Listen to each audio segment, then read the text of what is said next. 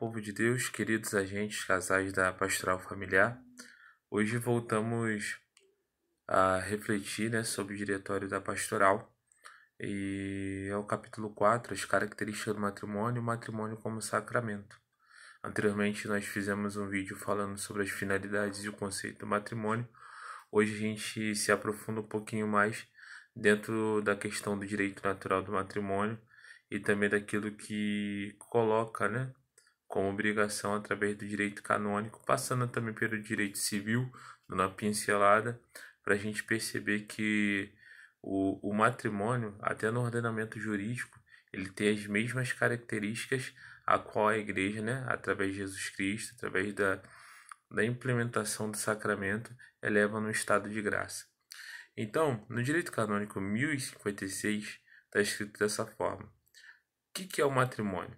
São propriedades essenciais do matrimônio a unidade e a indissolubilidade, que no matrimônio cristão alcançam particular firmeza em razão do sacramento. Ou seja, aquilo que a gente já falou dentro da finalidade do conceito, O matrimônio é o único sacramento que era um direito natural e foi levado à graça. Então a responsabilidade se torna maior a partir do momento que os esposos, através da igreja, assumem esse sacramento, vivenciam esse sacramento, já que já no direito natural já tem essas duas pernas, essas duas colunas que a gente assim pode dizer, que é a indissolubilidade e a unidade, entendeu? Aqui também está dizendo o seguinte, até no próprio diretório está muito claro: está claro pelos termos desse cânon que a unidade e a indissolubilidade são propriedades essenciais do matrimônio natural. Ou seja, antes mesmo de ser tido como um sacramento, o matrimônio já tem duas colunas firmes, que é a indissolubilidade e a unidade, que não podem ser dispensadas. Por serem características do direito natural, são válidas tanto para os cristãos quanto os não cristãos. É interessantíssimo isso, povo de Deus, porque a partir do momento que a gente compreende a profundidade do matrimônio, antes mesmo até do sacramento, a gente já visualiza, a gente já prefigura uma importância de ter a unidade e a indissolubilidade. E a gente chega num termo bem concreto daquilo que a sociedade hoje quer perverter, que é a monogamia, certo? Hoje a gente já vê os assuntos rodando por aí, até no ordenamento jurídico, das questões de pessoas que estão querendo validar relações entre três pessoas dentro de um casamento, que eles falam que é um trisal. A gente vê questões de outros relacionamentos, de ajuntamento de pares, na verdade, que não configura o matrimônio, porque o matrimônio é casal, homem e mulher. Isso dentro do ordenamento jurídico, tanto também quanto principalmente no ordenamento religioso, naquilo que o próprio Senhor nos ensinou, naquilo que a Santa Igreja também nos passa como doutrina. Então, o que acontece? A Igreja afirma dentro da graça sacramental uma responsabilidade ainda maior dos esposos. Por quê? A partir do momento que os cônjuges católicos confirmam perante a sociedade e a Deus que querem seguir em frente dentro dessa vocação matrimonial, então a graça sacramental reside sobre aquele casal. Então os cônjuges, eles se aprofundam na unidade, na fidelidade e principalmente na indissolubilidade. É por isso que a igreja faz aquele questionário antes do casamento. É por isso que há necessidade, quanto mais hoje, de se fazer um curso de noivos bem preparado, para que o casal entenda a profundidade daquilo que eles estão assumindo. Porque o casamento ele é indissolúvel, ele tem um vínculo de fidelidade e tem um vínculo unitivo. Ou seja, o que Deus uniu, o homem jamais poderá separar. Então nós vamos entrar dentro das duas questões que são os pilares daquilo que nós estamos falando, do tema de hoje desse capítulo 4, a unidade e a indissolubilidade. O que a gente pode entender por unidade? A monogamia. É o que o diretório diz aqui, ó. Quando estamos falando em unidade, estamos afirmando que o casamento é feito entre homem e mulher. Fundamental, básico, direto. Hoje a gente falando sobre isso pode causar alguns problemas, A gente sabe muito bem o porquê. mas só que é algo que é uma verdade e que não pode deixar de ser dita. Quando a gente fala de casamento, nós estamos afirmando que é feito entre o homem e mulher. A monogamia. Então não há espaço para poliandria, não há espaço para poligamia, não há espaço para arranjos anárquicos e indefinidos, ou seja, casamento é entre o casal, entre homem e mulher. Sabe por quê? O diretório vai explicar mais à frente. Porque somente na monogamia pode estabelecer entre o homem e a mulher uma solidariedade completa e assegurar a igualdade fundamental a qual a mulher tem tanto direito do homem. Me faz lembrar de Gênesis, né? Na criação da mulher, que ela é tirada nem acima para ficar acima do homem, nem abaixo para ser pisada do homem. Ela é tirada da costela do lado para já configurar essa igualdade do casal, a qual o próprio Deus sonhou e criou e coloca para a gente essa necessidade dentro do matrimônio, dentro desse casal, dentro dessa unidade, a monogamia e a igualdade para que eles possam em comum se ajudar e trazer a questão fundamental também no matrimônio, que é a procriação, que é a vida, que é a unidade através do amor. Então, olha o que o diretório diz de uma forma fundamental. Em outros termos, o regime monogâmico é o único em que os esposos constituem verdadeiramente uma família, centro da vida dos dois. Fora disso, se torna tudo desconfigurado. Ou seja, é do casal que a vida vem. É do casal que se torna verdadeiramente o centro da vida. E quanto mais quando esse casal assume as vontades de Deus, assume como forma de sacramento, entende a profundidade daquilo que eles estão assumindo, a vida se torna o centro dos dois junto a Deus e eles elevam verdadeiramente, dentro dessa graça sacramental, um testemunho de amor. E a gente pode comprovar isso até no Gênesis, né? Na passagem de Gênesis, que é tão fundamental para a gente entender a teologia do corpo, mas também para entender a teologia sacramental do matrimônio. Lá está escrito: deixará o homem o seu pai, deixará o homem o seu pai e a sua mãe para unir-se à sua mulher. O diretório explica muito bem aqui. Lá não está escrito deixará os seus pais e a sua mãe, ou deixará as suas mães e o seu pai.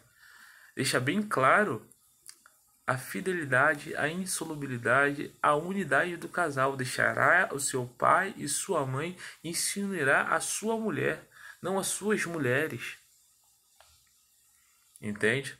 Então a gente compreende, dentro da parte bíblica, dentro da narrativa bíblica da criação, um fato muito importante, a qual se contrai o matrimônio através desse pilar da unidade. É o que o diretório está falando aqui. Ó. Isso indica, sem dúvida alguma, a exclusão da poligamia e da poliandria.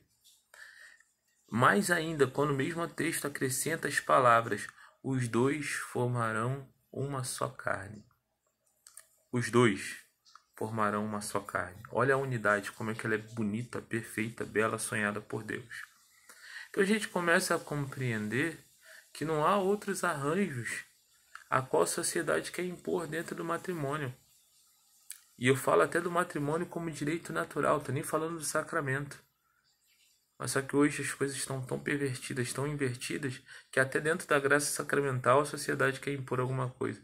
A gente não vê por aí uns arranjos que querem colocar para dentro da igreja, dentro da graça sacramental, dentro daquilo que o próprio Senhor está falando para a gente, que é a unidade entre o casal, o homem e a mulher. E a própria palavra afirma, ó, os dois formarão uma só carne. Repito, não são três formando uma carne, não são 4, 5, 6. São dois formando uma só carne. Que a gente sabe muito bem que isso se configura principalmente no momento que o casal tem um filho, né? Tem a sua prole. A característica dos dois se unem e fundam uma vida. Olha que perfeição, olha que beleza daquilo que Deus está ensinando para a gente através dessa formação. A unidade através do sacramento do matrimônio. Nós que contraímos essa graça sacramental, No nosso sim do altar, a gente tem uma característica firme da unidade no nosso dia a dia. O casal passando pela dificuldade ou então pelas bênçãos, eles mostram à sociedade um caráter indelével de unidade, onde a gente não vê mais, principalmente no mundo de hoje. Então, uma grande graça daquilo que nós testemunhamos, mesmo as duras penas das dificuldades que são impostas nesse mundo. Os convites à infidelidade, os convites a viver uma vida de desunião, os convites até as tentadoras propostas que o mundo nos impõe, nós somos obrigados, não só obrigados, mas convidados, convocados, melhor dizendo, a nadar contra a corrente, a apresentar diante do nosso coração unido, do cônjuge, né? Do esposo, da mulher, uma graça sacramental viva e eficaz no mundo tão perdido nas trevas. Então, por isso que o casamento também tem a segunda perna, que ele é indissolúvel, ou seja, ele tem a indissolubilidade. Insolubilidade entende-se como a própria palavra se expressa, que o matrimônio não pode se dissolver. Uma vez unido, nada e ninguém pode separar, só a morte. Até que a morte os separe. Até que a morte os separe. A igreja não aceita por exigência do direito natural. Olha que importância. A igreja não aceita por exigência do direito natural o divórcio ou a anulação do matrimônio. Gente, isso aqui é fundamental e importante. Não é que a igreja inventou, não pode separar porque a igreja não quer. É por exigência do direito natural, antes mesmo de ser elevada a graça sacramental. Lógico, uma vez elevada a sacramento, coloca ainda mais essa responsabilidade daquilo que não pode se dissolver, porque o que Deus uniu, homem nenhum pode separar. Deus não pode se desdizer. Deus não é homem para mentir. Então, essa graça sacramental ela também não pode se dissolver. E o que a gente compreende com isso? Não existe anulação de casamento. O que existe é casamento que não existiu, casamento nulo. Isso no direito jurídico também, no direito natural também é aplicado. Mas casamento anulado, casamento que vai se dissolver, não tem como, porque o caráter unitivo nos leva à indissolubilidade do casamento. Ou seja, não tem como separar aquilo que Deus uniu. Olha que interessante para finalizar. No finalzinho desse capítulo, está dizendo o seguinte, antes da questão do divórcio, fala, para a igreja não existe matrimônios anuláveis, como no direito civil brasileiro. Olha que graça. A igreja não é que ela está sujeita ao direito civil para mudar a sua doutrina, para mudar aquilo que ela aplica há mais de 2000 anos, segundo o mandato de Cristo. Mas só que ela tem uma consciência, uma coerência daquilo que é natural. E natural é casar e manter-se fiel ao planejamento daquilo que foi contraído diante do altar e diante do testemunho como sociedade. E como isso é fecundo quando é bem vivido.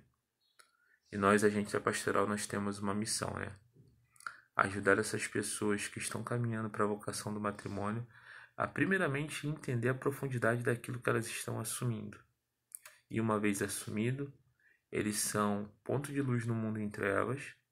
Nós também, mais do que nunca, dando testemunho da graça sacramental. E vivendo essa graça sacramental bem, nós não só estamos testemunhando, mas também estamos vivendo em nossas casas, em nossos corações, uma visão já antecipada, beatífica da graça de Deus.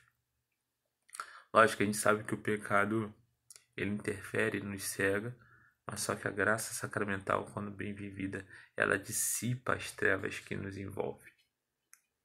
Então que possamos viver bem esses dois pilares a qual nós comentamos no vídeo. A unidade e a indissolubilidade. Que Deus abençoe a todos e que a Virgem Maria interceda pela vida de cada um e pela vida do casal.